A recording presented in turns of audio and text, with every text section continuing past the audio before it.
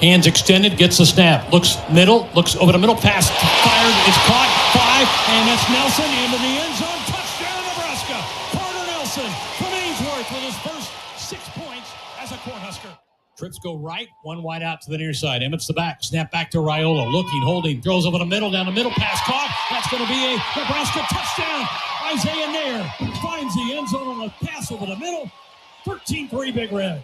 But I think offensively, we scored our touchdowns on our first 3 drives. We got down there and, we went 4 on 4th and 3 on the 4th drive. So there just weren't a lot of drives. So, yes, I'd love the defense to be able to get the ball back for us a little bit sooner. But I also thought the offense was unbelievably efficient.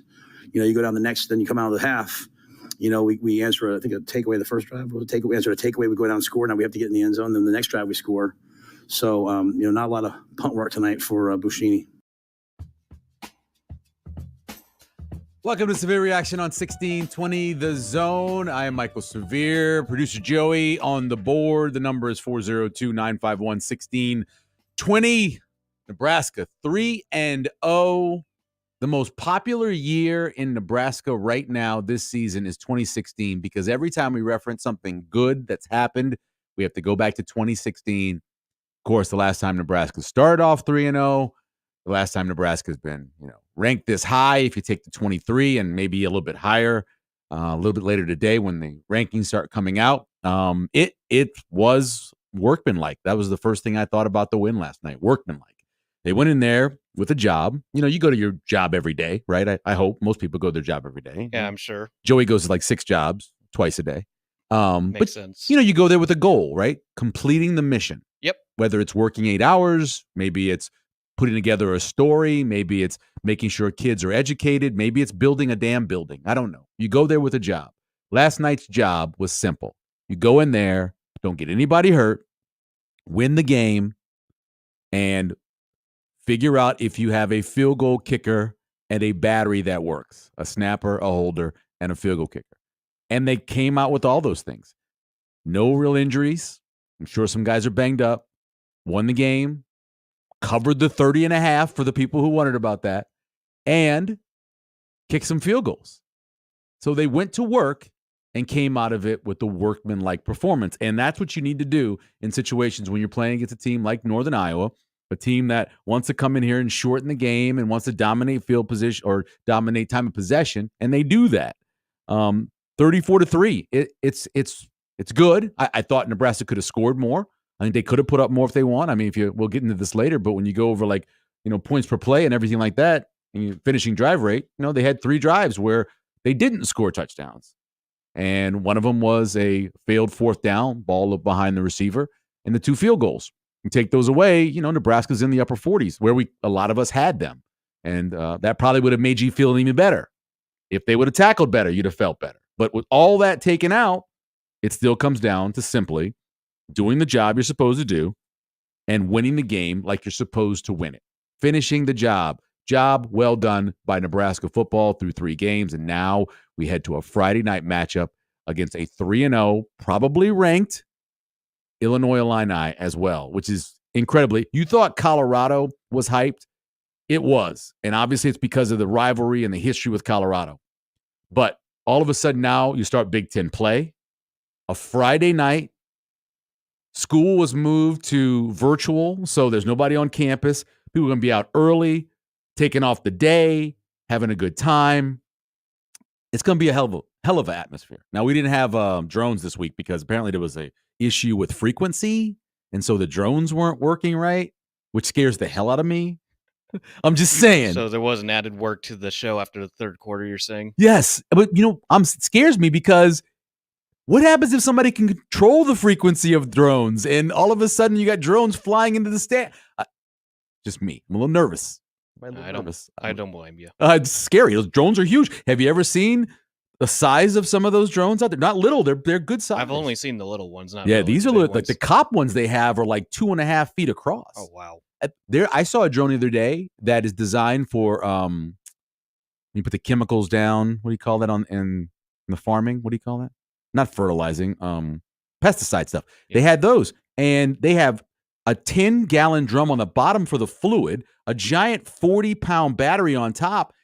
My wingspan is not as long as the size of these drones. So you don't want drones crashing. So No. good. The frequency thing didn't work, so they didn't do the drone show, but they'll save it up for Friday night, I'm sure, as Nebraska's heading into the fourth quarter with a lead. They'll be playing Thunderstruck and doing the drones, and everything will be great. 402-951-1620. Of course, the show is brought to you by our friends at Equitable Bank, where they take banking personally. And Nebraska Medicine, look, they're always looking for people to come work at Nebraska Medicine. They need you. They want you to come. They do a great job over there. We, as a family with a couple of kids who have been in Nebraska Medicine a lot, appreciate them a whole lot. So we'll tell you more about them as the show goes along. We appreciate both Equitable Bank and Nebraska Medicine. Let's go to the phones where John is this morning. Good morning, John. How are you? Good morning, Michael. I'm very pleased with the outcome last night. One thing I wanted to address was Heinrich Harburg and the kid from Alliance. Carter Nelson. Carter Nelson. Yes, sir. I don't believe got in the Colorado game, and I think the Rule did a great job of getting them incorporated in everything last night. And one of your coworkers that expressed the opinion, and I understand his reasoning, that he didn't think that they should be playing Harburg because of the fact that Raiola may very well get injured at some point this year, and he didn't see any reason to get Harburg injured. Now, I think that Harburg being an 8-game starter, of course, we know how much athletic ability he's got. Yep. That to play him last night was great. I don't find any fault with that. And the other thing is Emma Johnson, who only got one carry, I believe, in the last game, Yep. Was also somewhat highlighted. I just think Rule's doing a great job of incorporating everybody, giving them a reason to want to transfer, and looking forward to the other games. Thank you. Yeah, I appreciate it, John. Thank you. No, I agree. If really, and we're going to go over some of this, but there were a lot of firsts last night. First touchdowns were first, stuff like that. But Carter Nelson, it really was, if you're going to look back on this, it was the Carter Nelson game. He led them in receptions. He had 4 receptions, 48 yards, had his first touchdown of his career. As Matt Rule said multiple times, this is only the third 11-on-11 game the kids played, which, it's pretty impressive what he's able to do. And he is a guy, obviously incredibly athletic. You're talking about a 6-sport kind of guy, a decathlete if he wanted to be. But what he also does really well is he's got a good feel for the game and open spaces. So if you just concentrate and watch him on a play, you can see that he understands where he needs to be now on the field, which is awesome to think about, being that he's been playing on a smaller field against 8 defenders and all that kind of stuff. So no, he looked great. That was one of the big storylines coming out of it. It was one of the first things I thought, and I wrote down, it was the Carter Nelson game. Because when you look back on it and you beat Northern Iowa, you're expected to do that. Maybe it'll be remembered for the first interception for Dylan Raiola in his career at Nebraska. Maybe. I don't think so. But the bottom line for the whole thing is you'll remember that Carter Nelson had his coming out party against Northern Illinois on Saturday the 14th of 2024. That's what you're going to remember, I think, from that game. And every time I watch him just warming up, I think to myself, imagine what this kid's going to be with 2 years of strength and conditioning, nutrition. Now, remember, he wasn't here during the offseason. He stayed in high school. He wanted to do the track season. He wanted to do all that stuff. So he didn't get here till July. Whereas, there were a lot of early entries that came in January and had a lot of time. He's going to get a full strength and conditioning next offseason. He's going to get all this great nutrition all the way through this season. Imagine him as a third-year player. The shape he's going to be in, he'll probably be a tight end size by that point. I mean, currently playing wide receiver. The sky is the limit for what he can be. And one of the things you have to do in the Big Ten, something we're going to get to a little bit later, one of the things you have to do in the Big Ten is control the middle of the field, because there's a lot of good corners, and those corners will take your wide receivers out of games, make it very difficult on your quarterback to make throws. They'll do that. They'll be in quarters coverage. A lot of those teams will be. Some are just in simple too high and saying, look, if you want to try to run the ball against us, you can. It's going to take you 8 to 10 plays to get down the field. We expect you to make a mistake or us to make a play. So you got to control the middle of the field. You control the middle of the field with tight ends, slot receivers, running backs out of the backfield, and guys like Carter Nelson. He is a middle field killer. Perfect size. Good speed, good size, good hands. Those three things make it work. And so looking ahead to what Carter Nelson's going to be, we're going to talk to Steve Sipple, one of the biggest Carter Nelson fans in all of America, at about 9 o'clock today, and I'm sure he'll be very excited about what Carter did. Some of the other first last night, Ja'Cory Barney, first touchdown. First touchdown and first reversed penalty on a play that he had the ball. How many penalties have been called against Ja'Cory Barney plays? At least 6, right? It's crazy to think about. But this one, crossing the field, he did a great job of making his way back to the – and this is something that, remember, he's a true freshman. I think he's 18 years old. You bring guys in who play a lot of football, they have football awareness because they played a lot. He's crossing the field. I think it was a 21.5-yard line is the yard where they took the snap from, right? So 21.5. He's crossing, and he's about at 22. But you always want to kind of give your quarterback an easier throw. So he fades back to his quarterback to almost the 21-yard line. So they call blocking down the field on Banks. It really is holding, but they call blocking down the field, right? Well, if you throw the ball behind the line of scrimmage in college football, there's some limitations, but you can do that. You can block down the field, So they review it, and because of his little fade back, he's actually behind the line of scrimmage. They reversed the call. Again, it shouldn't have been pass interference anyway. It should have been holding, but it's great for him because he gets a catch and he gets a run, but he gets his first touchdown, a little end around, down by the goal line. Second touchdown of the game. Ja'Cory Barney gets in, so his first of the year. I mentioned Carter Nelson and what all he did.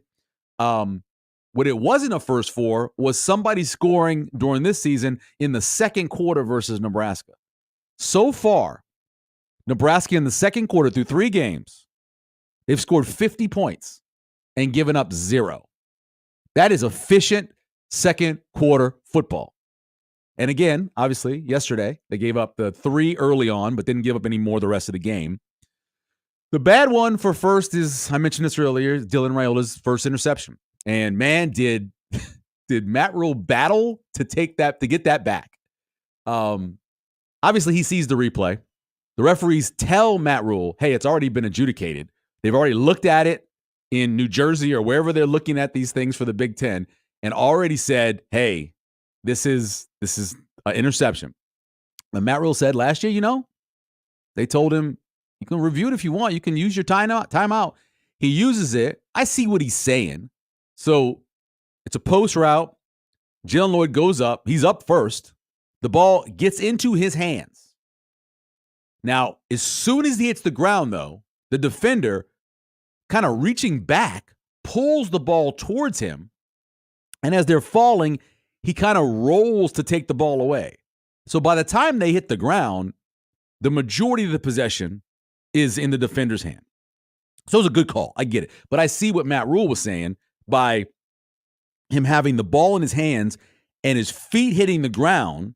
Is that enough to say the catch was made? Well, even if you say the catch was made at that point, it's not, because you remember, you got to have 2 feet down, a third step going into a football move. But even if it would be a catch, you could say it's a fumble because he's taking it from him. Now, it wasn't a catch by Lloyd. It was in his hands, taken away. So the interception stands, and it's the first interception the career of Dylan Raiola. Throughout his high school career, he's about a 3 interception a season guy. So if he sticks with that, I think everybody will be fine with it. It was an interception that truly, really didn't matter other than on his stats. And it goes down as the first one of his career. But great game, very efficient game. We'll get into some of the other good things from the UNI game. We'll look at some of the things that are concerning. And I mean, everybody mentioned it. Matt Rule mentioned it during the halftime, both on the TV and the radio. He mentioned a little bit after the game. I think it was, I don't remember who was, I think it was Luke Gifford that mentioned it as well. The tackling was a little bit of a concern. Isaac Gifford, not Luke. Luke is, I think, still in the NFL. Isaac Gifford mentioning in it that it, they just didn't tackle the way they wanted in the first half. And they weren't bad. I mean, they still averaged, I believe, throughout the game, it was about 3.6 yards rushing for Northern Iowa. That was the case in almost every quarter. Almost every quarter, they rushed for about 3.2 to 3.7. It was in that little window. So they weren't bussing things out on Nebraska. You had some good runs by the quarterback, who was their leading rusher. But still, there were a number of times where Nebraska had contact, maybe a second guy had contact, but yet Northern Illinois still got 2, 3, 4, 5 extra yards. That's called leaky yardage when coaches are breaking down tape. And you want to make tackles. You also want to make tackles that are impactful tackles, meaning that they don't allow the wide receiver, running back, quarterback, tight end, whomever, the ball carrier, to gain additional yards. And I watched the whole first half again last night, a little bit of the third quarter before I fell asleep. I would say there probably was, in the first half, 25 to 30 leaky yards. There was one on the sideline where the wide receiver caught the ball, and it was like about a 4-yard catch. He gained another 11, breaking a tackle, avoiding another tackle, and then pushing the two guys that were holding him another couple of yards. You work on that. I know you try to strip the ball at times. I get all of that, but you can't do that in the Big Ten. Leaky yardage in the Big Ten, you will lose. They're going to go against a running back against Illinois on Friday, the Fagan kid, who we've seen before for Illinois. And he's not an explosive runner, but he's a finishing runner. And he will get, if it's 4, he'll get you like 6. If it's 3, he'll get you 5. And if you don't tackle him, he'll get you 6 and then 8. And then you got to make sure that when you make contact, you limit those leaky yards. And we saw a lot of leaky yards last night. We'll take a break. When we come back, again, 402-951-1620 is the number. Give us a call. We will love to hear from you today. We're going to 10 o'clock. 9 o'clock, again, is Steve Sipple. When we come back, though, the good and bad from the UNI game here on Severe Reaction.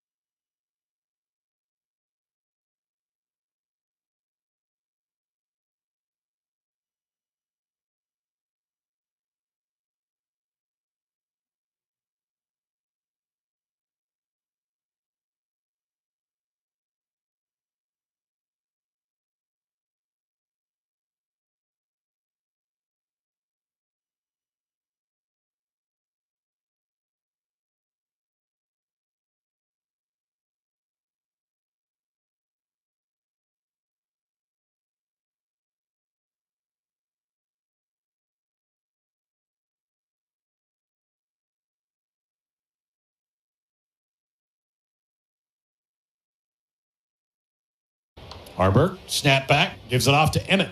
Picking his way to the outside, gets to the edge, 30, 25, 20, 15, 10, 5. Touchdown, Nebraska. How about the footwork? Goodness gracious. 2 + 1 = 6. How about that for math? We wanted Emmett to be the third down back this week. We felt like he would do a good job of the protections and getting out and catching the football. We're trying to diversify some of the roles. We didn't have a ton of third downs. We were kind of not necessarily needing the third downs. And then that run at the end was great. One thing about Emmett that's happened, last year and this year is he's kind of like been a closer in some games, right? Whether it was Northwestern last year or Purdue, or I can't remember if the games started to run together for me. But even, Maryland, Wisconsin, he had long runs that put us in position to at least try to win those games. And so he's a guy that comes in the fourth quarter, change of pace, makes people miss. And that was a big time run for us. Welcome back to the reaction here on 1620 The Zone. I am Michael. He is Joey. He is a Green Bay Packers fan with a We Are shirt.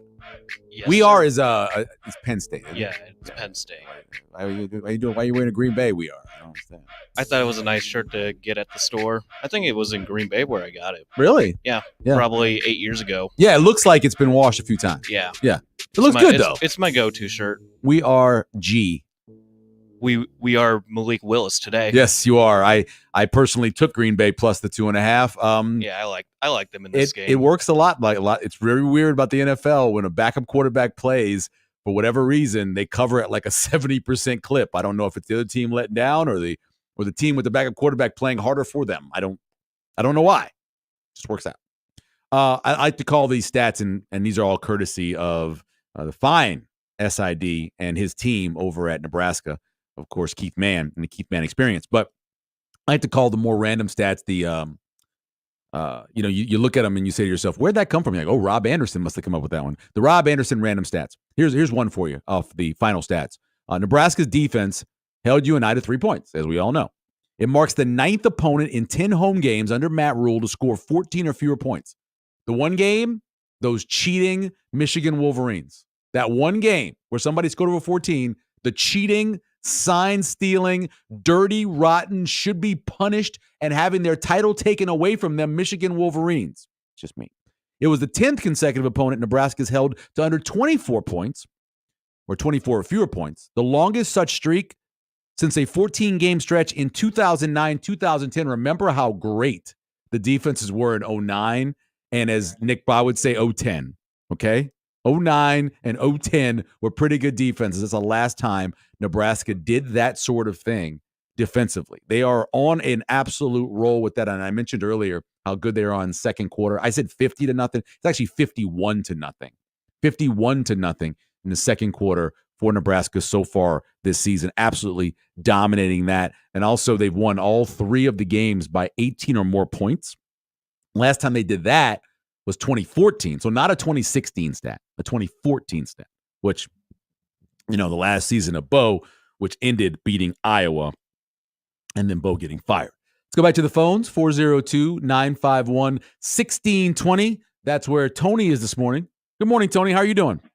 How you doing, man? I'm good. I can't believe you have a very deep voice this morning. Oh, I know, right? I have it all the time, man. That's the way I was born. A lot of people call me a lot of nasty names, and I don't like it. I was just watching on Twitch, and I thought I'd call in to see what it's about, man. No, I What's appreciate going on it. here? No, we're just talking about Nebraska's win over Northern Illinois last night, being 3-0. Just recapping that.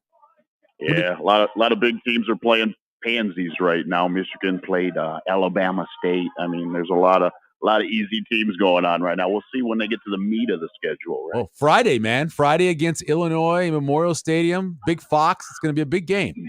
Nice, man. I don't really like Nebraska. We're more of a Michigan fan here, being a Michigan, but good luck to you during the season, man. I appreciate it, Tony. Thanks, man. Yep. I'll talk to you later. I just wanted. Oops, sorry. Oh, my fault. Damn it. I really didn't mean to hang up on them. I just thought he was done. On Twitch, huh? Sounds like my kids. They get on Twitch and they watch other people play video games. I'm never older than when I walk through the room and I go, why are you watching somebody else play? Go outside. Go do something. Oh, that used to be a thing for me back in the day. Sitting there watching other people play? Yeah. That's hilarious. Just so I don't have to spend the money to buy the game itself. That's fine. But here, I have a suggestion. So they have these other people in the world. Mm-hmm. Maybe friends, maybe acquaintances. You go to their house. They have the game. You then play the game with them. What do you think? Maybe? Yeah, I like that idea. You like that idea? Yeah. It's kind of my idea. Get together with other people, interact, breathe the same air. We can do that now. Yeah, we could do that. We're not in a pandemic anymore. We can breathe the same air. 4 years ago. Yeah, that was a while ago. Although I just met a guy. I talked to a guy the other day at breakfast. He had COVID about a month ago, and it knocked him on his butt. Like he had, it was really bad for him. So, no matter whatever it is, make sure that you take care of yourself. And, absolutely. yeah, take care of yourself out there. Just be careful. But again, kids, get together with your friends or go outside, play some football, basketball, pickleball. Throw something Around. We were so desperate to do stuff when I was a kid, which was we actually literally played kick the can. We played like we were playing soccer, but with a can. That's what we did back then. Throw rocks in the pond. Skip rocks. Nothing wrong with skipping rocks at all.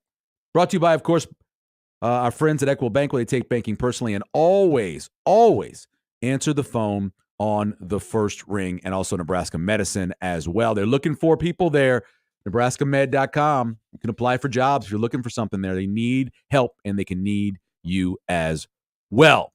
Thanks for the call, Tony. I appreciate checking us out on Twitch. So, good from the UNI game. Lots of good to cover, right?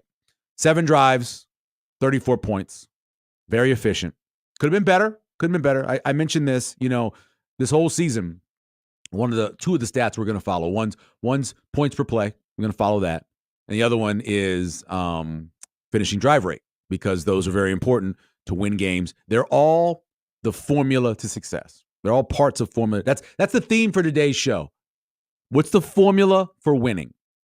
And the formula for winning for Nebraska is a number of things, especially being that they've had so many turnovers a year. The formula is not turning the ball over, but you want to win, and you want to win efficiently. 4 touchdowns, 2 field goals, and 1 drive that ended in a 4th down failure of a pass that was a little behind Jerry and Bonner. Could have been made, wasn't. Drive ended.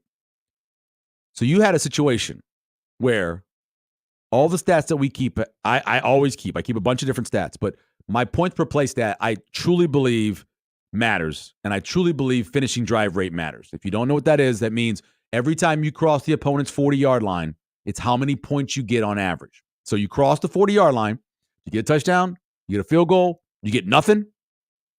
That's pretty simple. Nebraska yesterday crossed the opponent's 40 6 times. 6 times. And they were fairly efficient. They averaged 4.85 points per successful drive. The goal is to go over 4. You want to get over 4 points every time you cross your opponent's 40-yard line. You're going to have a mixture of touchdowns. Obviously, you're going to have a mixture of field goals. But if you get 4, you're doing pretty well across the nation. The national average a few years ago, when I looked this up, it was like 4.2. So you want to be better than that, better than national average. If you're over 4.5, that's playing winning formula football if you do that. And like I said, yesterday, Nebraska was 4.85. You had the touchdowns, the 4 touchdowns. You had the 2 field goals, and you had the stop. Now, you had 1 play of a long run that didn't account for a finishing drive because it was outside the 40. But when you got inside the 40, they were very efficient. Could have been better, like I said. Matter of fact, think about it. If one of those field goals is a touchdown, all of a sudden you're at 5, and that is the elite. The elite teams, Alabama when they're good, Georgia, not yesterday, but when they're good, that's what they get with finishing drive rate, about 5. 5 points scored every time they cross the 40. That's awesome to do. The other one, of course, is points per play, which is the sign of efficiency. What you're doing every play. Now, if you want to get deeper in it, they also have points for yards per play as well. So what are you doing per yard that you gain? That's even more efficiency. But Nebraska currently, last night, by the way, they were 0.708 in terms of points per play. So that's 34 points on just 48 plays. That's incredible. That's top 10 in the country. When after you start getting past all of these non-conference games, when everybody starts getting, when one of the best in the country was Central Florida in 2017, they were like 0.745, if I remember correctly, off the top of my head, somewhere in there. So that's optimal. Last night, Nebraska was great. For the season right now, they're .510. That currently ranks just outside top 35. So top 40, not great, not exactly where you want to be, but it's efficient enough. If you're top 35 in the Big Ten, you're talking about probably ranking somewhere around 5th or 6th in the Big Ten in points per play, which would be really good. And remember, the average team gets about 60 plays a game. Right now, Nebraska is giving about 64 plays a game through 3 games. So if you're a 60-point, right, and you're giving up and you're scoring .510 points per play, that's 33 points a game. That's a winning form. If Nebraska with this defense scores 33 points a game, that's a 9-win season minimum. There may be a shootout with Oklahoma. I'm saying if Nebraska's scoring like this, there may be a shootout with Ohio State. Maybe you get in a shootout with USC. Maybe there's another one. But for the most part, if Nebraska's scoring 30 points a game, they're going to win a bunch of games. That's a winning formula for that. And then on the other side of the ball, which is even more impressive, is what Nebraska's black shirts are doing, what the defense is doing. Their opponent's point per play is .109. That's 6th currently in the FBS. Just right behind Texas, who a lot of people this morning will have Texas as their number 1 team in the country following what they did yesterday to UTSA and the way Georgia struggled. I personally, I vote in the Football Writers Association's Super 16. I've left Georgia at 1. I know how good Texas was yesterday, even with Arch Manning coming in after losing your starting quarterback. I understand that. And I know Georgia had some of their struggles with Kentucky, but Georgia's my number 1. They're not going to be knocked out of that number 1 spot unless they lose. Really, truly. And they're not. I'm going to leave them there. That's how I do it. That's how I think. They won all their games. They keep winning their games. I think they're number 1. But a lot of people across the country in all kind of voting polls will have Texas as number 1.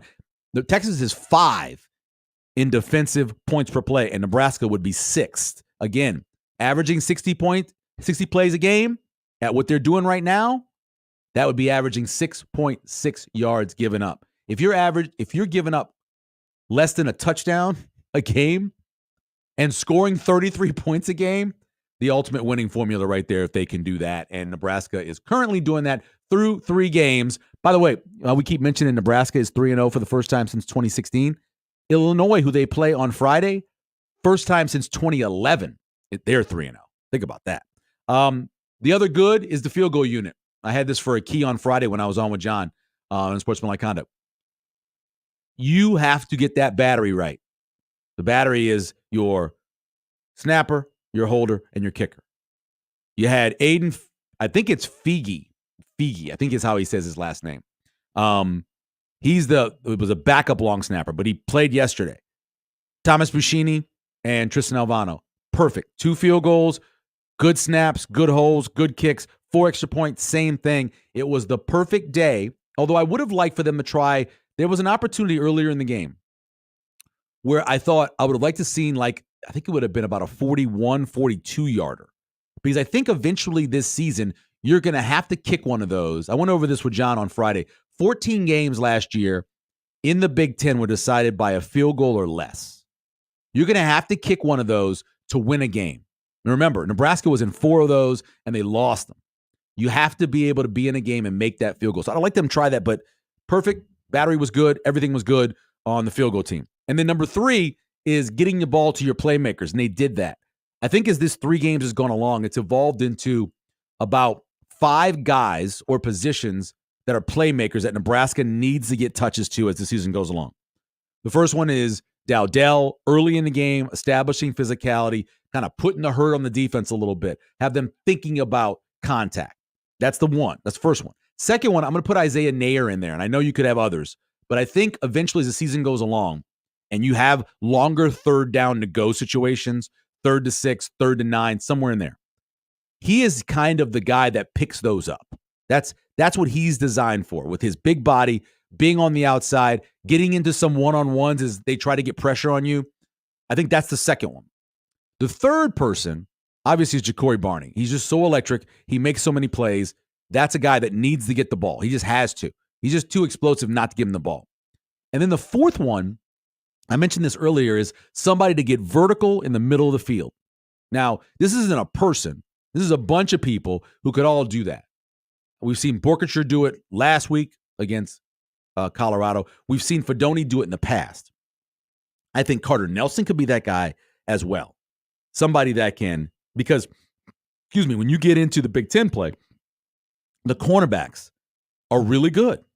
You get a lot of cornerbacks drafted in the NFL out of the Big Ten. So there are going to be times where you just can't get the ball wide, but that middle of the field, it's better to take advantage of that. You need that person to get vertical. That's your fourth spot. And then your fifth spot in terms of playmakers is whoever the third down back's going to be. I think the majority of time it's Ramir Johnson. But you saw yesterday that Coach Rule decided that Emmett Johnson would be the third down guy. Gives him the long run at the end, gives him a lot of contributions as the game goes along. So one of those two guys is your fifth playmaker or position that needs to get the ball. And yesterday, all of that happened.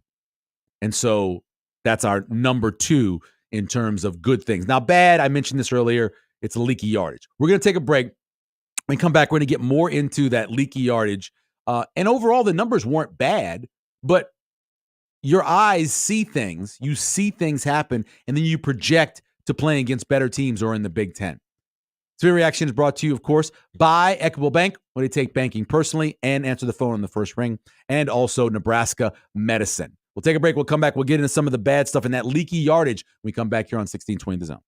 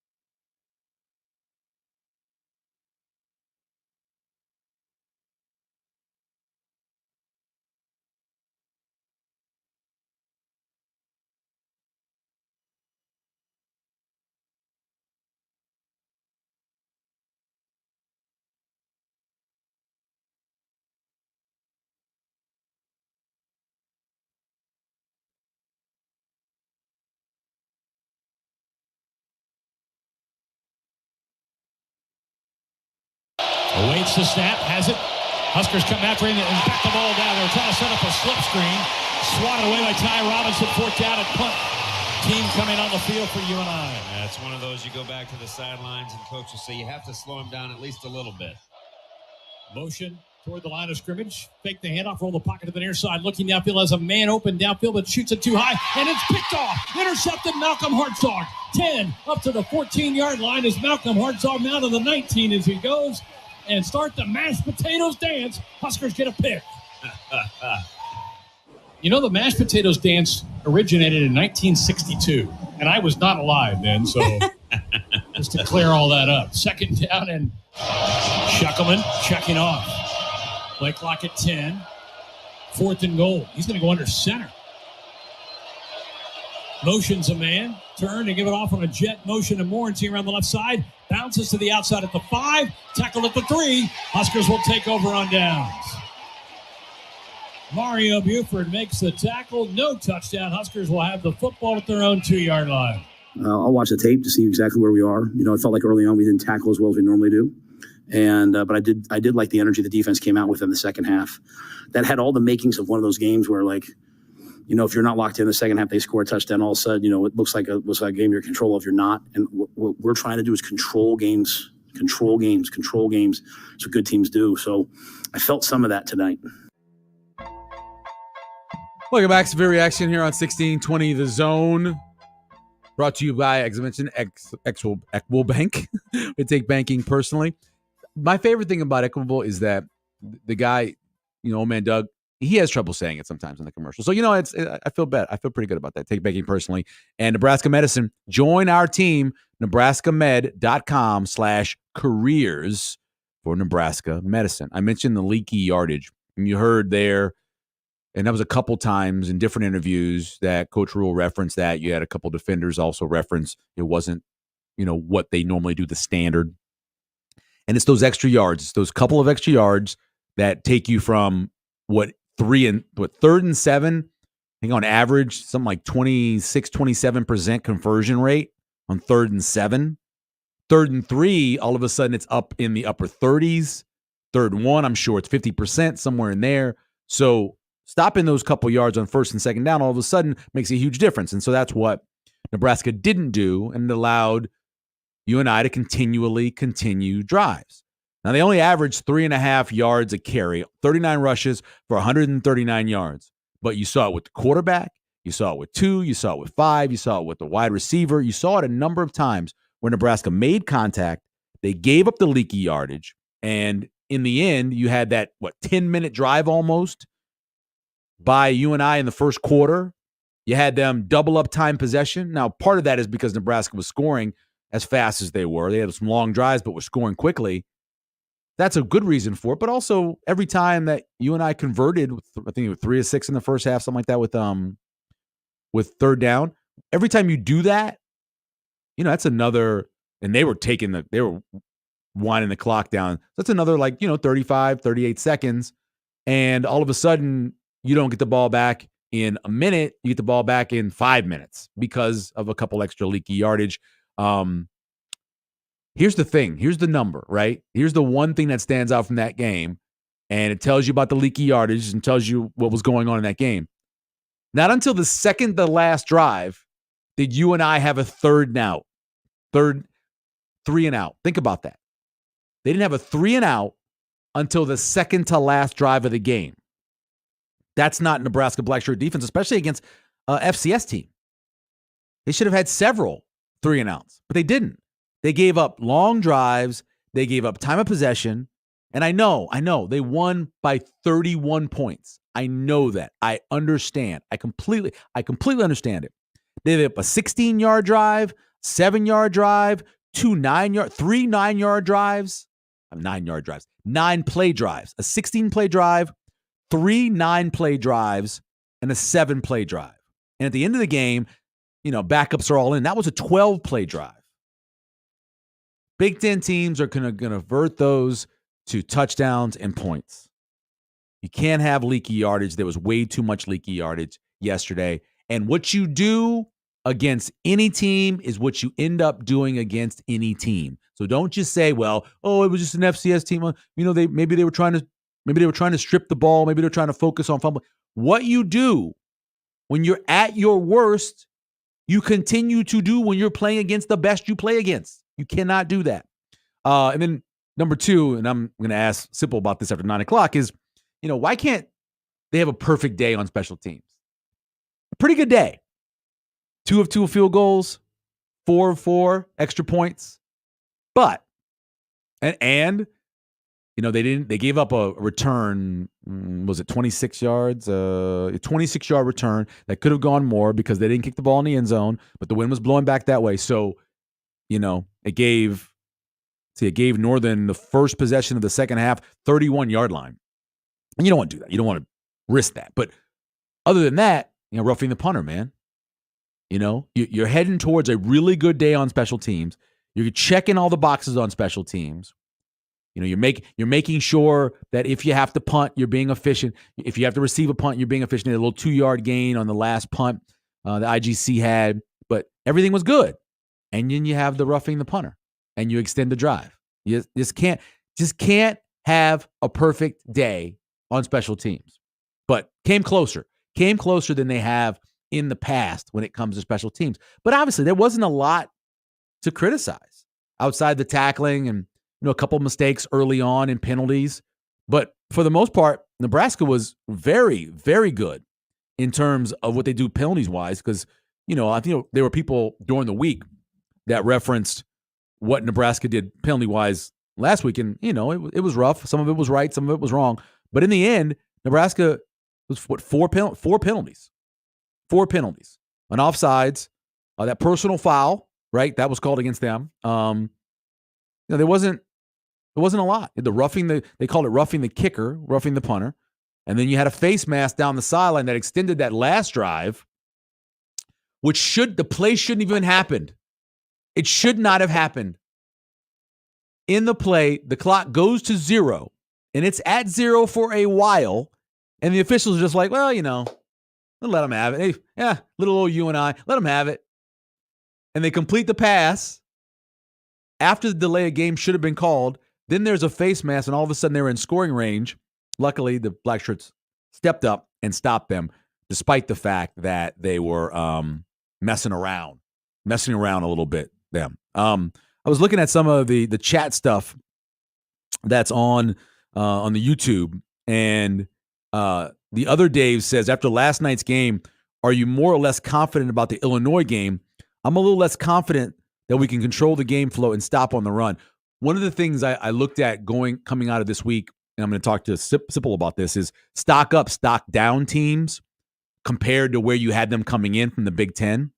And I think Illinois and USC are probably the biggest stock up for most people. Now, I liked Indiana. I thought Indiana was a bowl team. I thought Indiana could get to 7 wins. I thought Indiana under Kurt Cignetti would be good. And I thought USC's defense would be improved when you got Dante Lynn in there, right? And it has. But even more so than I thought, they're playing better. And then the stock down teams are like a UCLA, Wisconsin, definitely a stock down team. Those are ones where you look at and you say, well, maybe I thought they'd be a little bit better. But what you say about Illinois is, and we're going to do an Illinois breakdown later in the show, watching the Kansas game, Illinois made a bunch of good plays, and yes, they won the game. Kansas turned the ball over 4 times. Kansas had a touchdown call back. Kansas lost that game. Yes, Illinois got the win. Great job by them. Kansas lost that game. And then Kansas turns around on Friday night and loses to a really good UNLV team, a team that I like, who I thought could win that game outright. That was my super dog pick Friday on the show with John and Josh. But I think the thing that's been impressive about Illinois is that when they do make mistakes, they've overcome. Last year, when they made mistakes, they didn't necessarily overcome them. Altmaier is a functional quarterback. He's got almost 70% completion rate, hadn't thrown any interceptions. They got a running game with a couple of lead backs who are pretty good, not necessarily dominant guys, best in the Big Ten, but good enough. And they have a defense that's been opportunistic when it comes to turning people over. I still feel that crowd, the way it will be Friday night, with the way the offense is, there's a lot of untapped potential in Nebraska's offense so far. Even though they've tapped a lot, there's even more out there. I think Nebraska, it's 8, by the way, 8.5 is where the early line is. If you didn't see it, FanDuel came up with 8.5 last night. Charles says about Illinois, I'm not more or less confident. You and I was an emotional swing back type game. We invested so much in CU game based on what I saw chasing 3. We were in swing back and we won by 31 on to Illinois. Yeah, I agree with that. It was workmanlike. Did what they're supposed to do. Went to work, got the job done, left out of there without any injuries. It's great. It's exactly what you have to do. But I do feel that Nebraska matches up great with Illinois. I think Altmaier, even though he's fairly mobile, he can get out of the pocket. He can move around. I think the Nebraska's defensive line, and when they start trying to actually add more pressure, when they start bringing corners or safeties, I think that's going to give them some problems. And my biggest worry is that leaky yardage and a guy like Fagan who's a big physical back getting 6 yards when it should be 3. Getting 7 when it should be 4. That's the one thing that really worries me about Illinois. And then they've been so opportunistic, forcing turnovers. So I kind of worry about that as well. We come back, we'll wrap the hour up, and then get to Steve Sipple, of course, after 9 o'clock. It's a Sphere Reaction on 1620 The Zone.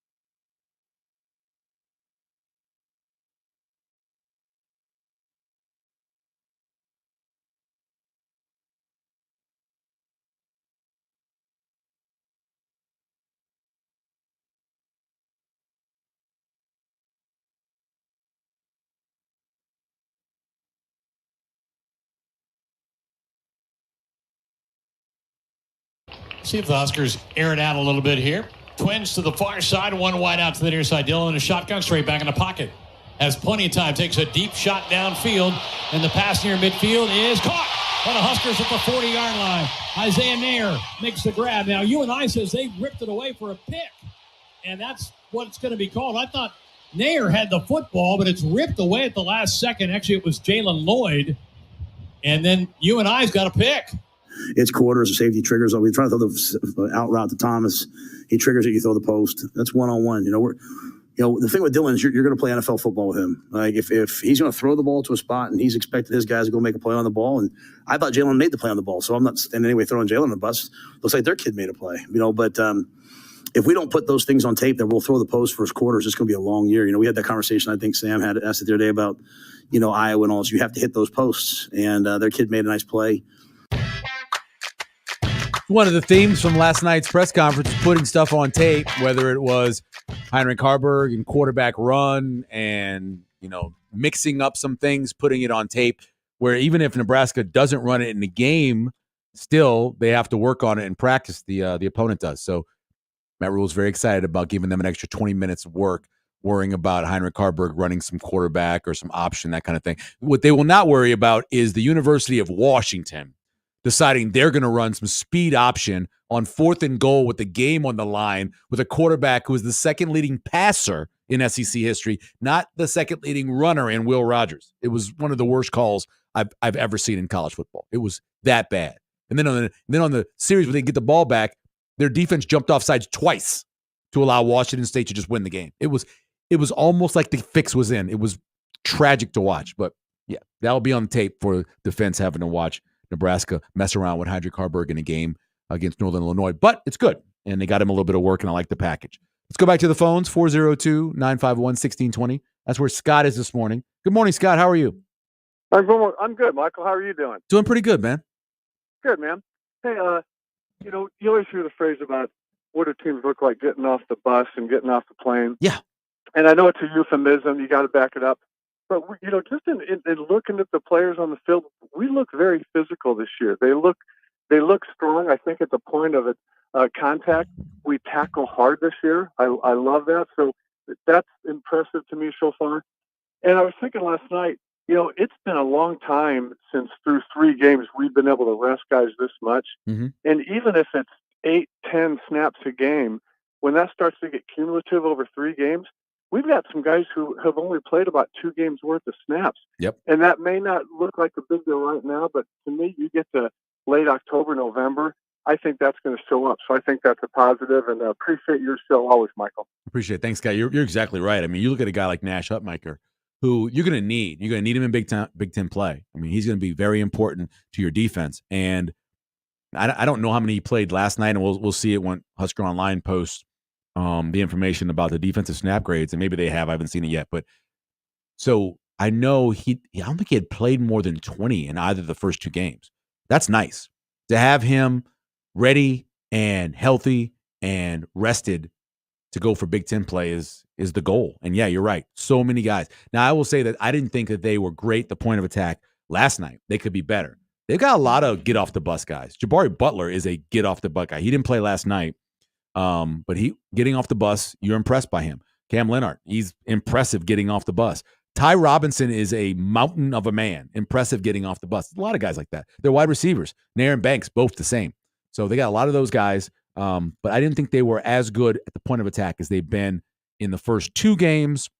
And hopefully that was just, kind of a letdown coming off of Colorado. Maybe not as much as you want to say, prepare the same for every team. It's still a team that is an FCS team. It's still a team that had played 2 games against non-scholarship programs in Valpo and St. Thomas. So, I mean, I understand. I get it.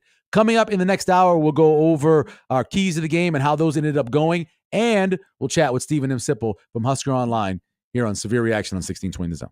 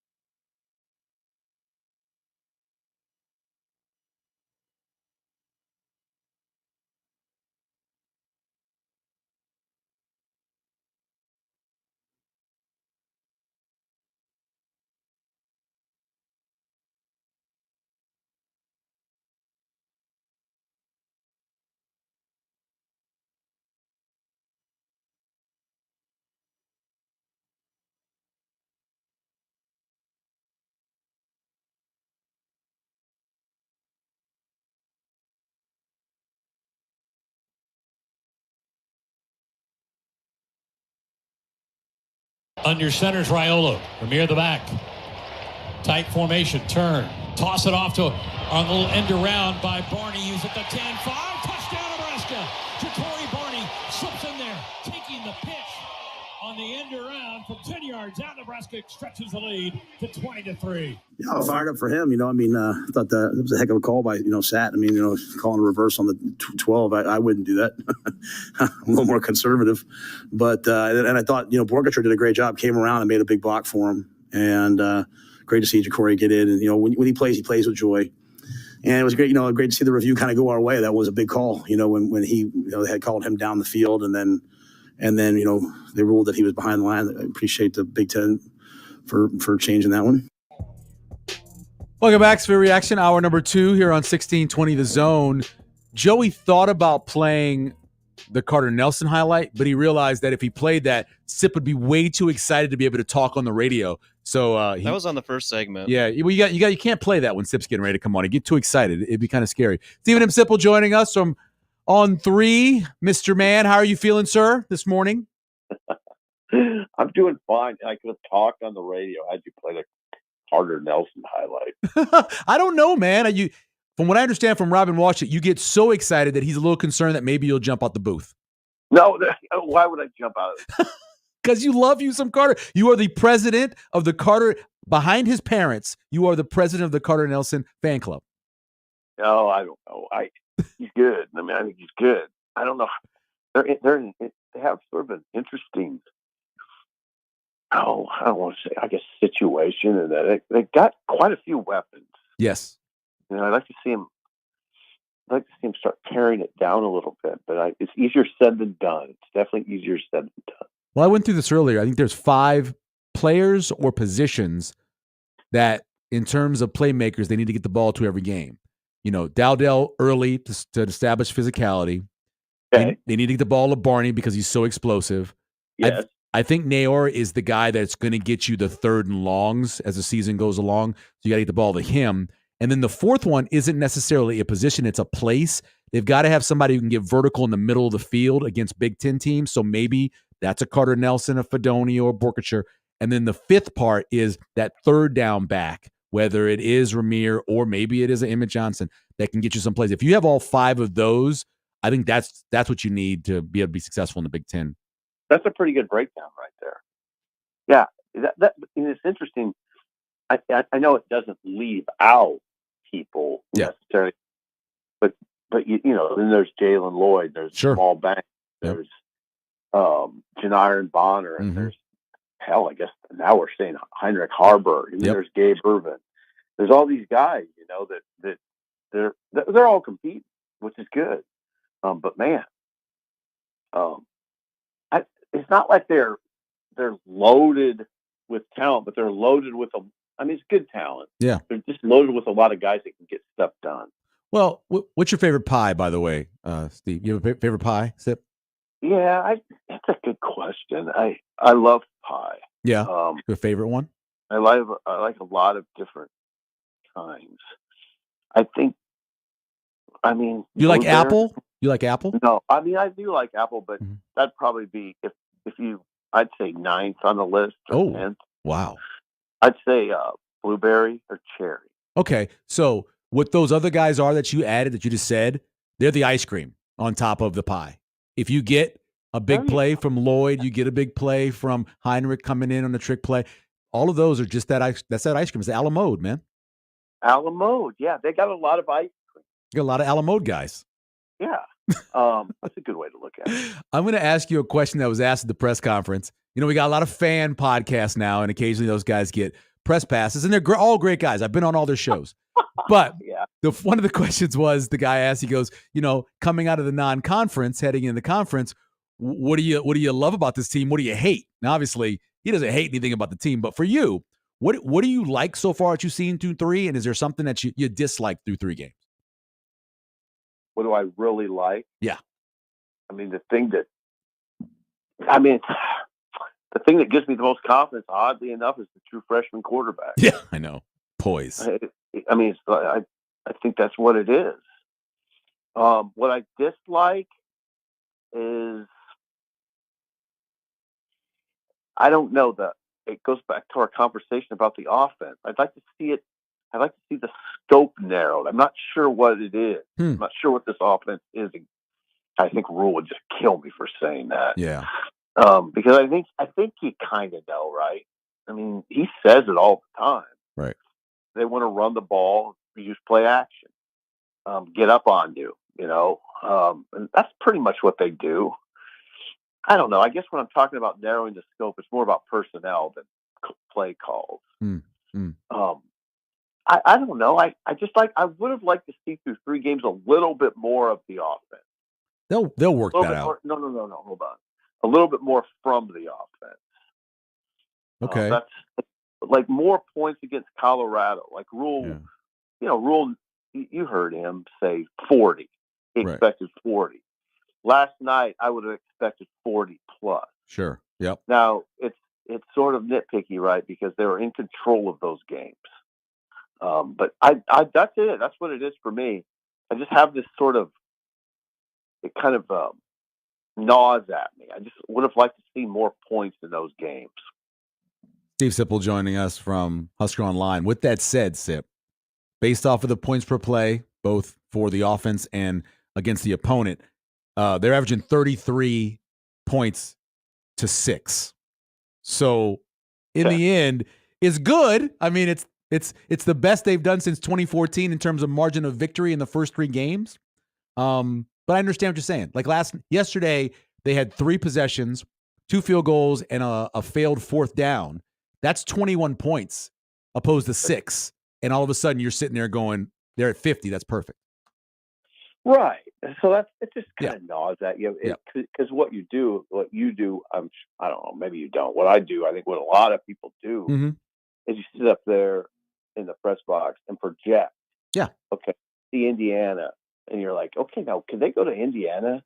Will they be okay with this offense? Right. If they have to get into something of a shootout, which might be possible. The other thing about last night, I know it's switching gears, but it was interesting at least to see them getting pushed around a little bit by UNI. Yeah. And they were. I mean, that I think when you watch the film, you'll see instances where UNI's offensive line moved Nebraska. Yep. And I don't know. I'm interested in what you think. I thought those big running backs attacked pretty well. Yeah, I called it last night on Twitter. It's my new acronym. It's LAY. It's lazy ass leaky yardage. And there was a lot of that last night where they got into contact, and instead of it being a 2-yard or 3-yard gain, it was a 7-yard gain. And if you do that against Illinois and Fagan that back, you're going to get bludgeoned for 130 yards of just painful yardage. You can't have leaky yardage. There was way too much of it last night. Well, there you go, Michael. See, I don't, and I would not have expected that. Me neither. Me neither. And I think more about, okay, Illinois is one thing. What would Quinshawn Judkins and Travion Henderson do? Yeah. Into that defense. Yeah. If it played like that, it would be ugly. So there's some things. I mean, there's a lot. It's good. Yeah. What I tried to write, I don't know that I conveyed it all that well, but it's a good 3-0 because it's not a 3-0 where I'd worry too much about a bunch of guys being overconfident. Oh yeah. There's enough on film, and there was enough on film last week. There'll be enough on film this week, like you're talking about. LAY, interesting acronym. That shows up on film. Yeah, that's hard to watch sometimes. It'll be hard to watch for some of those guys. Yep. Yeah, and you're right. Those backs were interesting. I don't understand why they're at UNI. I thought they're better than that. Yeah, they probably won't be. I mean, somebody will give them an opportunity to go someplace else for a final year and make some good NIL next year. I bet that probably what ends up happening. Well, one of them is, I think, out of eligibility. Oh, I thought he was a 5th-year senior. I thought he had another year left. You're talking about 5, right? Yeah, 2. Oh, 2 does. Okay. I thought they both had a year. Anyway. I thought they were. Yeah, they're physical. I thought UNI was, I'm going to say, much better than UTEP. I think it's not defensive. I thought UTEP defensively had a better chance. Again, I thought if Nebraska really wanted to just push around UNI, offensive line to defensive line, I think they could have done it. I think they really could have. I don't think they tried. We threw the ball 23 times. They could have ran the ball 60 times against them, and I think worn them out, like St. Thomas did. St. Thomas, the non-scholarship team who did that, who ran the ball at them like crazy. Yeah, you're right. But offensively, much better offense than what UTEP was. And hell, they were more physical on the offensive line than Colorado was. Yeah, they were pretty physical up front. Yeah. They had the 3 running backs, and they had a couple receivers that I didn't expect to be that good. They were pretty good. Yeah, they weren't bad, and they did what they needed to do in a game like that.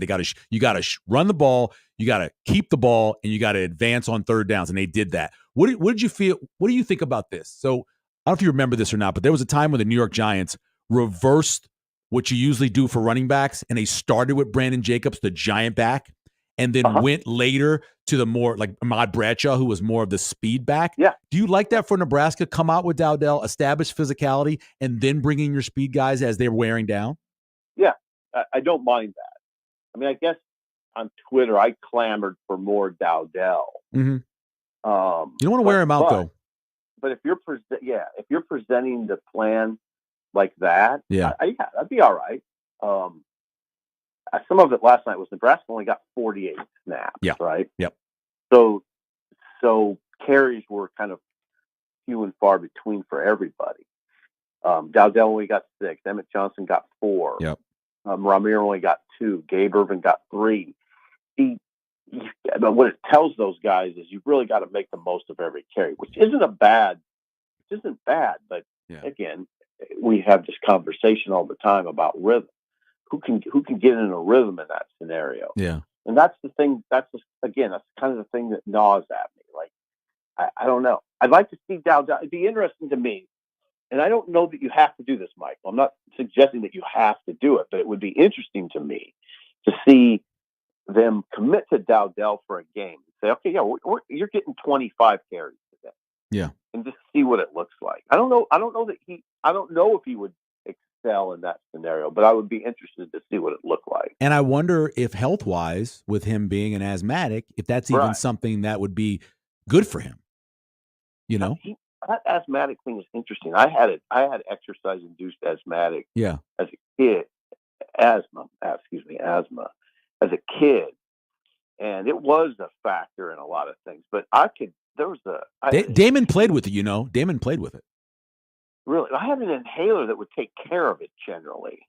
He took medicine. He was a Bruderol guy, so he took medicine to fight it. But there are times where altitude or just the wrong hit, where you're breathing heavier, that can cause problems.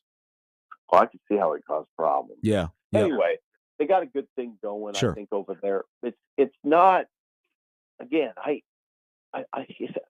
all this is very interesting in the context of a head coach who tells the guys that I hope you believe you're one of the best teams in America. I think they might be. I'm not thoroughly convinced of it. Well, and that's there. I mean, they're not. Obviously, they're not. If you watch a lot of games, overall, they don't feel like a top 15 team, right? They don't feel like that based on what you've seen from other teams. But definitely top 25 for sure. Close, yeah. I top 15. You might be able to convince me about from 10 to 15. But I couldn't get them in the top 10. Well, let me ask you the Big Ten. Are they better than Ohio State? No. Are they better than Indiana? I mean, that's a big question. Yeah, are they better than USC? I can speak more to USC because I watched the entire game. LSU game. LSU. Yeah, me too. That game would be really good, I think. Are they better than Michigan?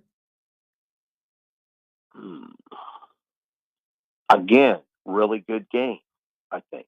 Yeah. And then I guess the only other one would be Oregon, maybe? So that would put them 6th. If you're behind all those teams I named, they'd be 6th in the Big Ten. Yeah, they should be within the top 6 when it all said and done, I think. But they're gonna, again, Mike, they have to win close games. Yep. I mean, yep. That's what it's going to come down to again. Yeah. Like if you go beat Indiana, it's because you executed well in the late fourth quarter, probably.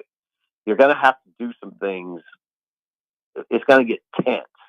There's going to be a lot of tension in Indiana. I hope, you know what I hope? Yeah. I sort of hope there's some tension this weekend against Illinois. I mean, I do. I hope that.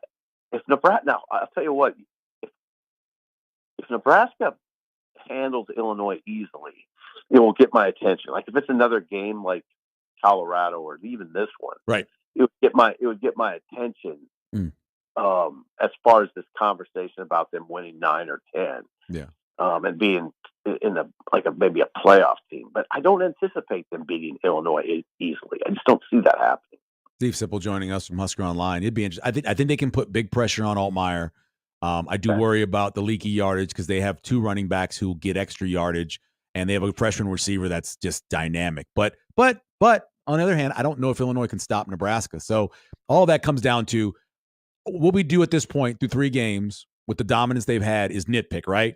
So I apologize for this, but that's fun. Dylan Raiola's got to throw the ball on more of a line when he's thrown outside the numbers. This little float thing he does, you can't do it. He did it twice on the first drive. One underthrew Ja'Cory Barney. The other one floated out of bounds. With the wind and the way the defense is playing the Big Ten, he's got to throw it in there. And there's too many times where he's putting too much air on it. I don't quite know why.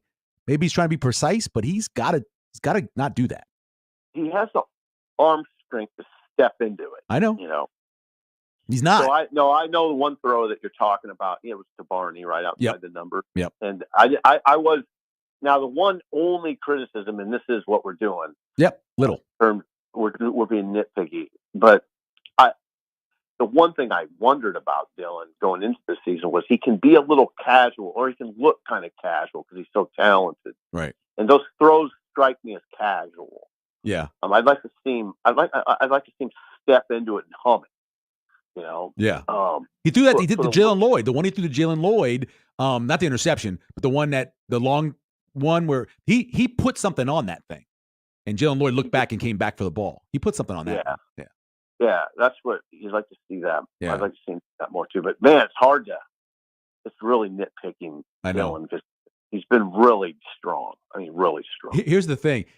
I watch him and I feel, damn, wish I was a better father, because I watch him do things like, did you see him go walk over and shake all the hands of all the pot? That's the little things like that. That just pisses me off. Because I'm like, damn it. He was raised so well. I'm like, damn, that kid. He's like perfect. You know, like he drives you nuts. But it was awesome. He's just that dude. He's that. What the kids say, he's him. He really is. Yeah, he is him, and the intangibles are really strong, is what you're talking about. Yes. That's. I mean, I always tell Sean and Rob when we're sitting up there, his strength is not his athletic prowess in his right arm; it's his brain and his preparedness. Right. It's his brain coupled with intense preparation. He knows what he's doing. Yeah. And then he does have that kind of exquisite right arm.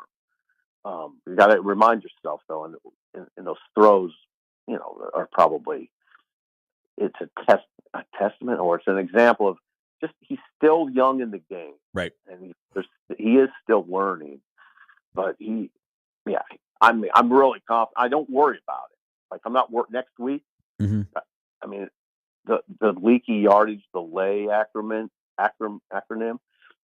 That concerns me much more than Dylan. There's a lot of things that concern me much more than Dylan. Definitely.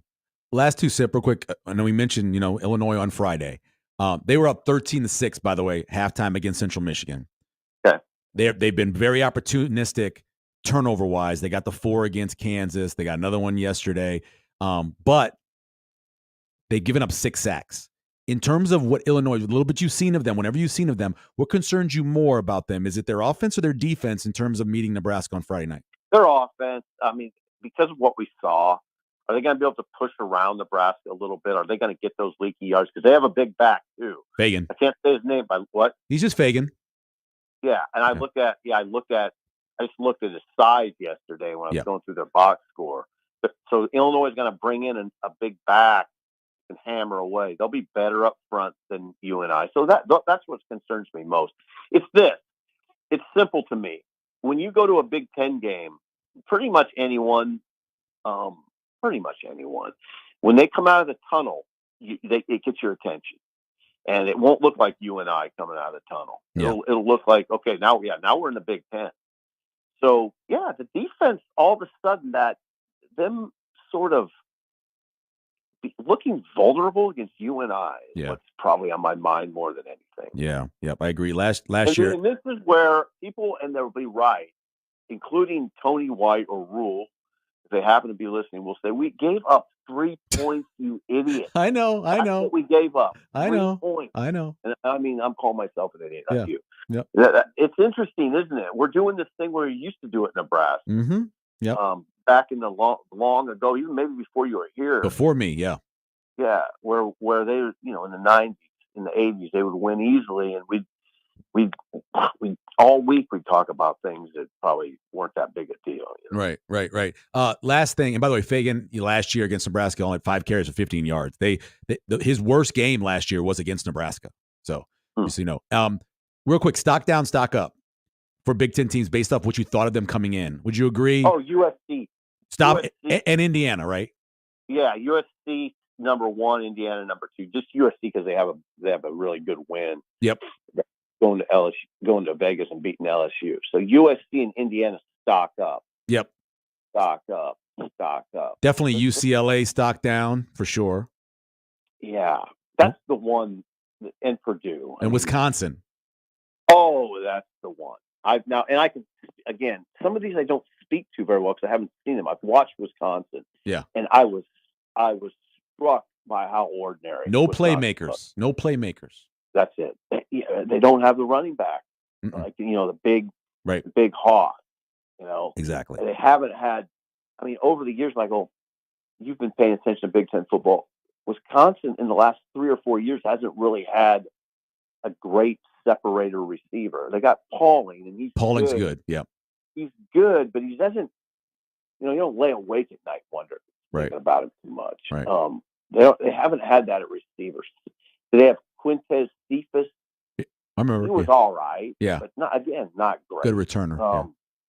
So yeah, did I get that name right? Yeah, it was right. Yep, Cephas, who I believe he's got a cup of coffee in the NFL. Yeah, It's a cup of coffee. Yep. So I think Wisconsin's stock down is the most profound one, along with UCLA.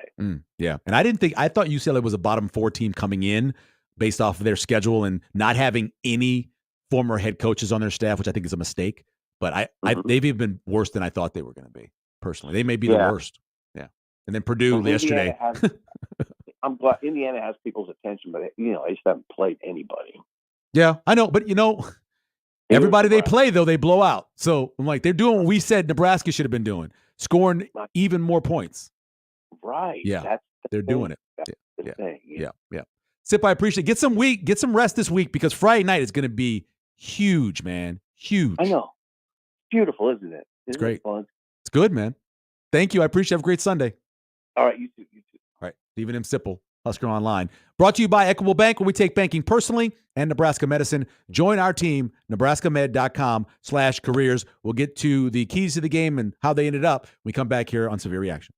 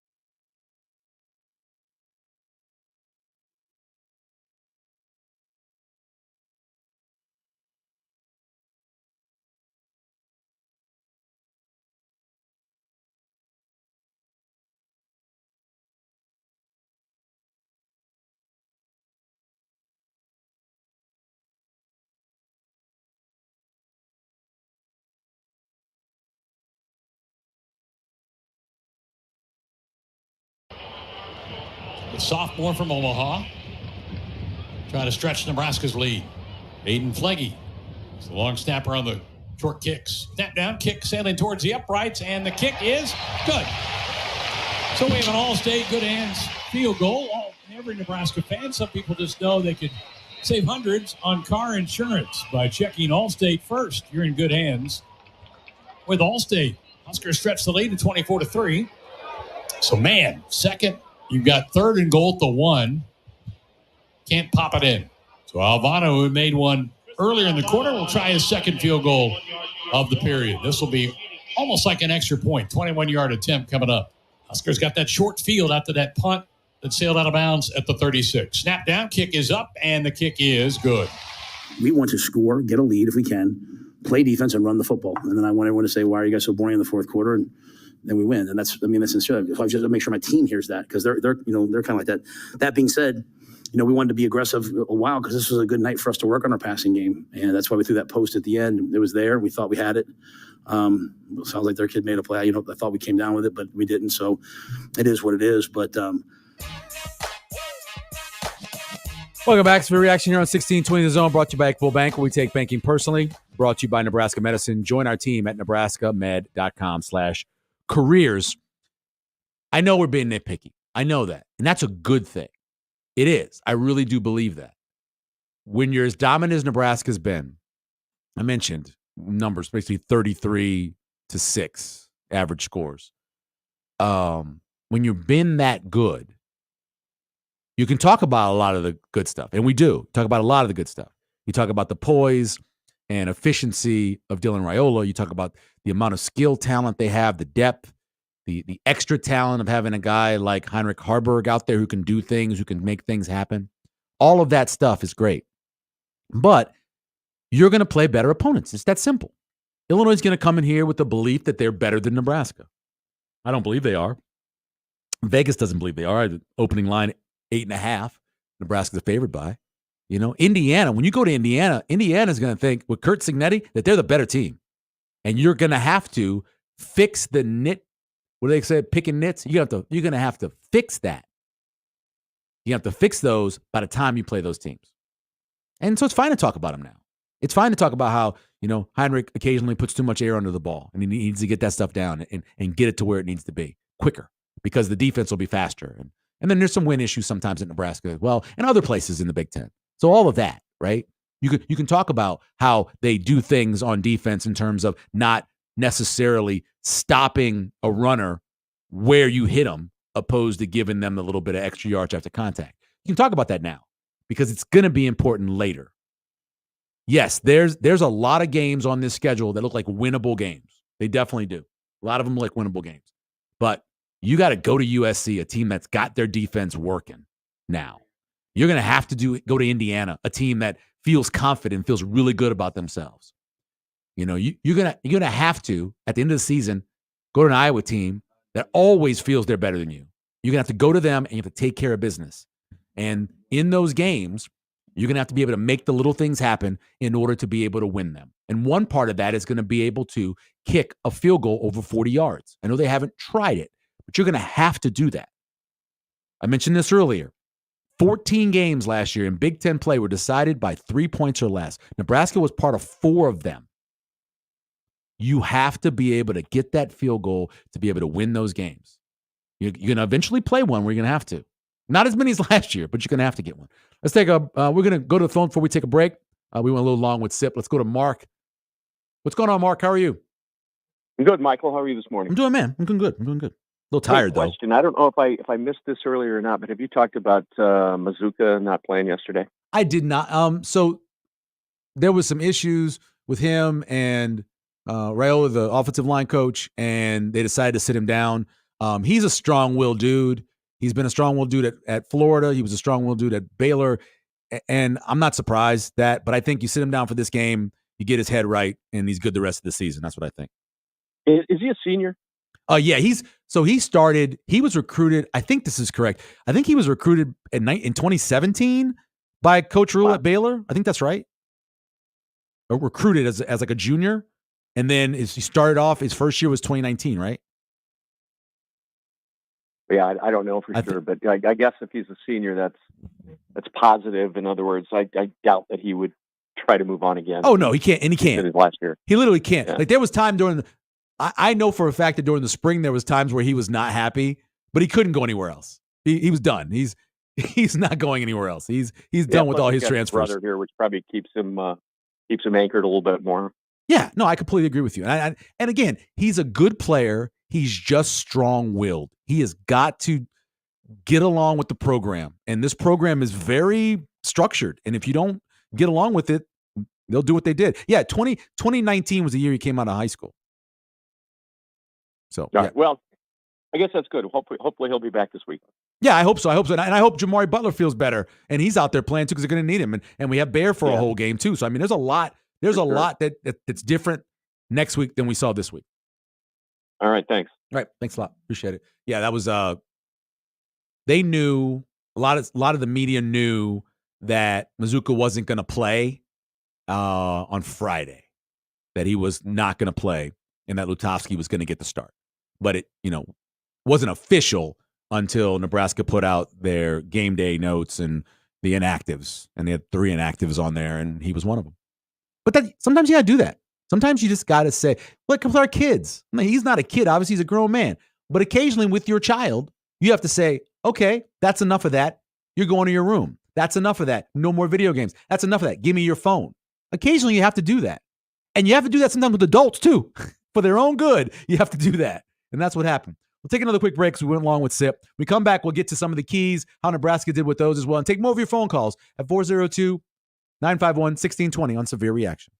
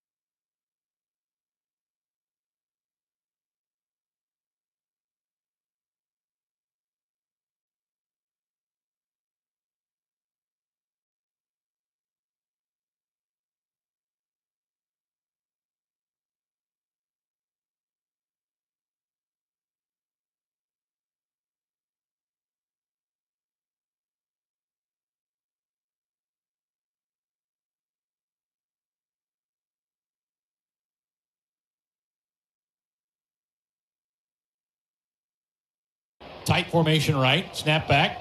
Fake the handoff. Back in the pocket. Hit. Breaking free is Dillon. Now going to gun it down the field as a man wide open. Making the catch is Jalen Lloyd at the 30, 25, 20, 15. Dragged out at the 11-yard line. Jalen Lloyd wide open. Raiola able to break the blitzing backer off the edge to keep on his feet and fires it to Jalen. That's something else we don't talk enough about. So there's different kinds of mobility, right? There's obviously the dual threat, mobile guy who can get out and can run, can get you 100 yards. Jalen Milroe from Alabama yesterday, and that's that kind. And then you have the quarterbacks who are, immobile. They're kind of stuck in the pocket, but they can shuffle a little bit. Then you have the guys who can make somebody miss and, like he did in the first drive, can trick you and pick up a first down on a bootleg or get a touchdown on a bootleg, even though he kind of stumbled on that one. And that's something that Dillon does. Great in-pocket mobility, has enough functional athleticism to be able to get out of the pocket and run for 5 yards if he needs to get a first down. And then he can do what he did yesterday, make a guy miss who he was dead to rights, that linebacker, and he just kind of discarded him. Looked a lot like Mahomes. I know. Let's go back to the phones, 402-951-1620. That's where Walt is. What's up, Walt? Hey, how you doing this morning, man? Great show. Hey, thanks. Appreciate it. Hey, I guess my concern, maybe you guys have brought it up. I'm just now jumping on, but man, my concern right now is definitely the second half. Yeah. Just in general. I mean, I think most games are going to be won there. Seems like we seem to come out with our hair on fire, ready to go. But man, that second half, it just seems to be, you can lean on that defense for so long in a big game, but there's going to be a game this offense is going to have to pick it up and carry it for the defense. I don't think anybody's being prepared for that. But the other thing is, I guess Raiola is amazing, man. But there's only one little thing that throws me off with every Nebraska quarterback. Throwing the ball in the middle of the field when you're at about the 15-yard line, trying to throw it in the middle to score, doesn't work well. I know Carter's was a little bit further back when he threw that to him, but last week it was almost a pick. This week it was almost a pick. I just don't know how effective that play is. And who do you think are the top two running backs right now that they're looking to use from here on out?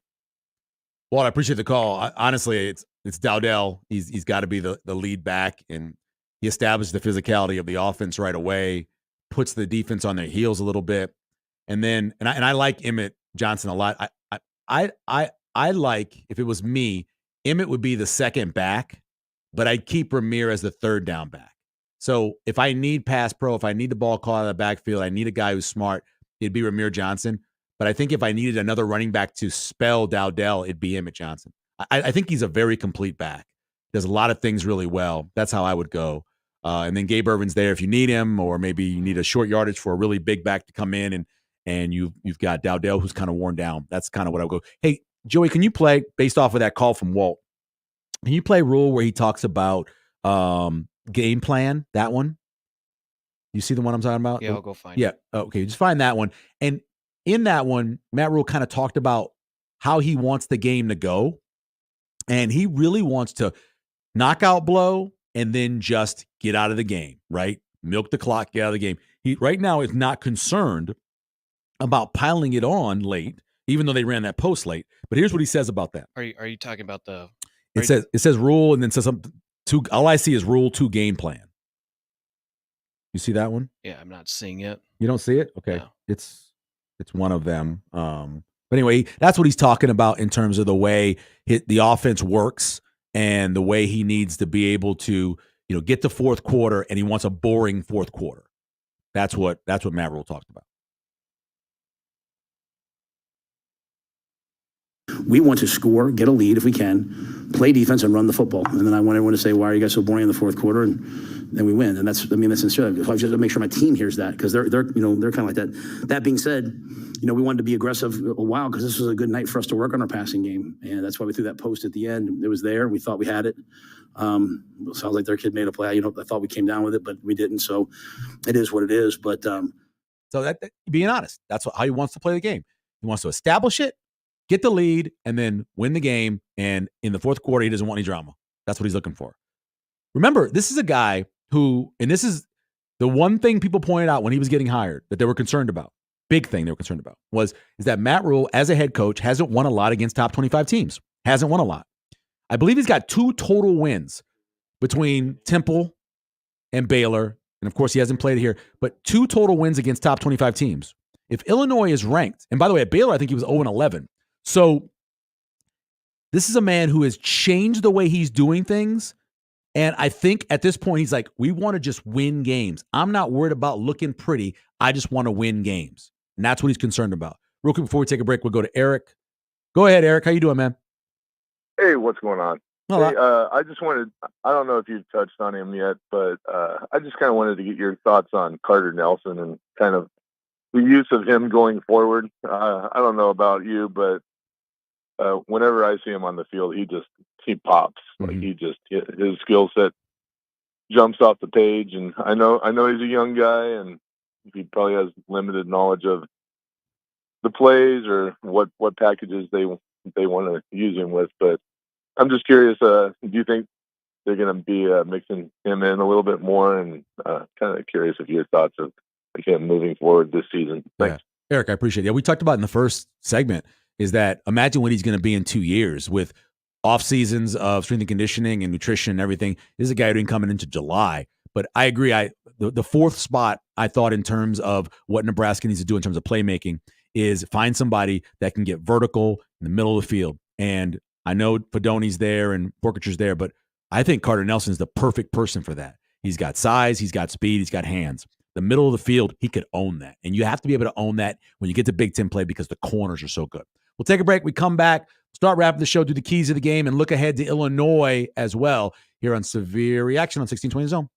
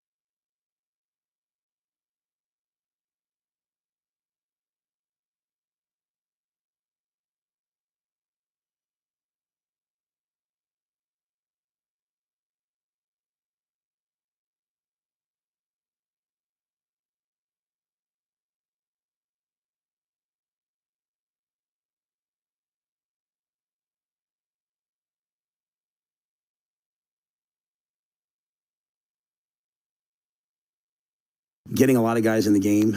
Even at the end, you have Maverick Noonan, you have Ishmael Smith-Flores, you have Amari Sanders, you have all these guys out there playing meaningful minutes. You had your whole second line playing meaningful minutes, and so that to me, that's been really good. That with 2 of the 3 games, we've been able to get the 2s and some of the 3s into the game.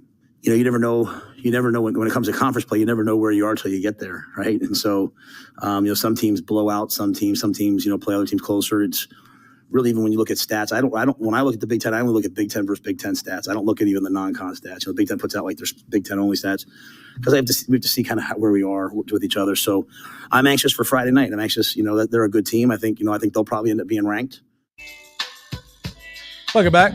Severe Reaction here on 1620 The Zone. Michael Severe, producer Joey.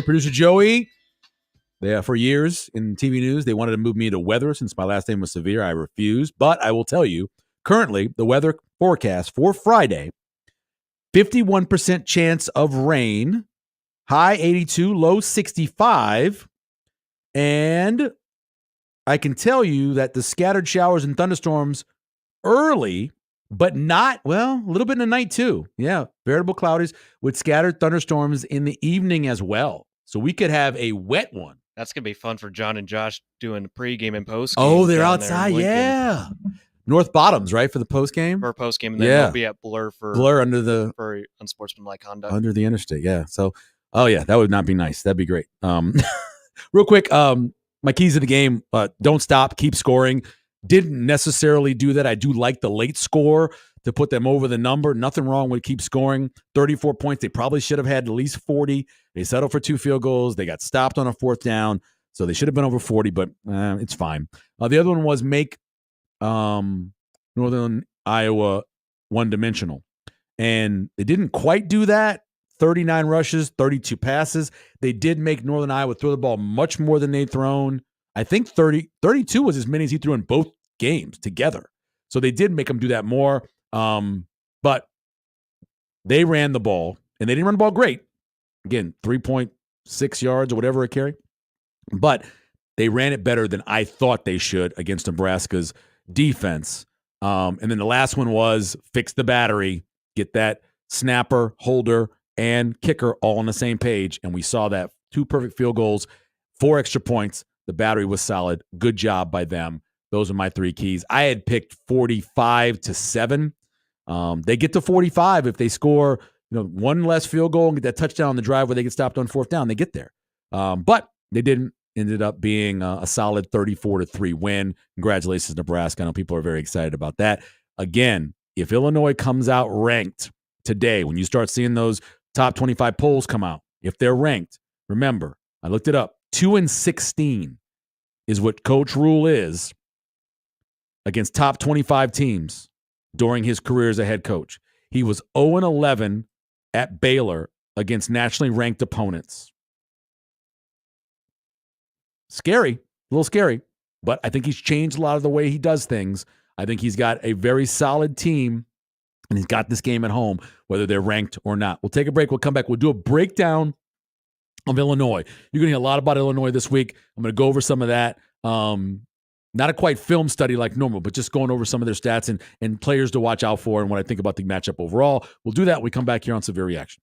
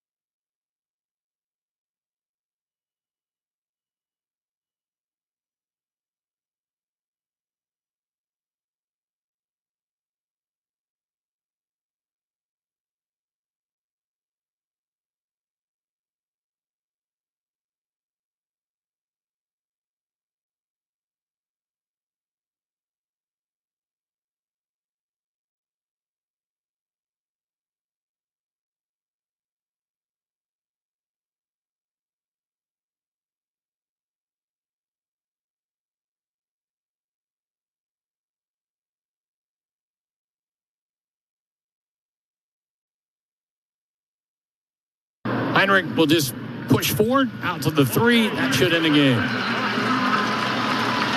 And Nebraska 3-0, first time since 2016, as the two teams head to the center of the field for some handshakes. Fireworks go off. And a final in the books at 34-3.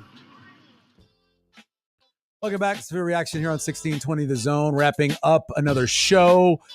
Quick breakdown of Illinois looking ahead to next week. If you haven't heard, 8.5-point favorite is what Nebraska is. I think it's going to move back towards Illinois. It may already have as the other books start opening it up. I think by tomorrow you're going to see more of a 7.5. Seems like that's where it would fall to me personally. I think that's where it goes. But 3-0 for Illinois, their best start since 2011. Luke Altmaier, who we've seen before as a quarterback fill-in. Remember, Illinois is one of the few teams, only 2 teams in all the Big Ten to bring back head coach, offensive coordinator, defensive coordinator, and starting quarterback. And they're one of them. So he's had 6 touchdowns, no interceptions, but he's been sacked 6 times, including 3 times against Central Michigan, which is interesting to think about. Fagan is a good back. Again, didn't play great against Nebraska last year, but 5 times last year he had over 80 yards rushing. So he is a guy that can run the ball. He's only averaging 4.1 yards a carry. As I said earlier about him, he's a guy that if there's 4 there, he'll get you 4. If there's 6 there, he'll get you 6. He's just not the guy who's going to break out. Now, they have a guy named Valentine who's behind him who is kind of a big play back, so he'll be the other guy to get some time. 2 wideouts. This is crazy to think about. They have 56 total completions. 56 total completions over the course of 3 games, and Franklin and Bryant, their 2 wide receivers, have 31 of them. They are the guys they go to. So you know who to target on defense. They're allowing 13 points a game. That's 5th in the Big Ten. And they're scoring 26.5 points a game. Now, Nebraska's scoring with 33 and giving up 6, a little bit more than 6. So a little bit better there and what they've done in their first 3. Field goal kicker is really solid. He's only missed 1 this year. He's got some long ones. He's perfect in extra points. But their punter is averaging about 38 yards a punt. Now, obviously, that could be because they're punting into short fields or whatever, but that's not great in terms of Big Ten punters. I watched the whole game against Kansas, and Kansas did everything they could possibly do to give that game away, including the 4 turnovers they had. I think Illinois is better than they were last year, but they're not overly explosive. I like Nebraska. I think Nebraska can win the game. I think Nebraska will be able to run the ball. I think Nebraska will be explosive enough to take advantage of Illinois' defense. That's what I think. We shall see. We'll be back, though, to cover the whole thing on a Sunday after a Friday game. Have a great Sunday. We'll see you next week for the wrap-up of the Illinois game.